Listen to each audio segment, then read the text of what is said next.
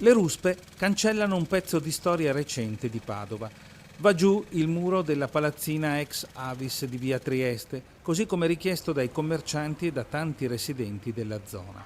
Sparisce anche il murales che ritraeva il volto di Ayrton Senna, il pilota brasiliano di Formula 1 morto a Imola il 1 maggio 1994. Opera di Alessio B., lo street artist, artista di strada, che aveva firmato anche le altre immagini. La delibera del Comune prevede l'eliminazione di tutti gli elementi di degrado e la riorganizzazione dell'attigua Piazza De Gasperi in uno spazio vivibile da chi vi abita. Siamo a pochi passi dalla stazione ferroviaria e al posto dell'edificio fatiscente verrà realizzato un boulevard con alberature e spazi per tavolini dei bar e ristoranti presenti.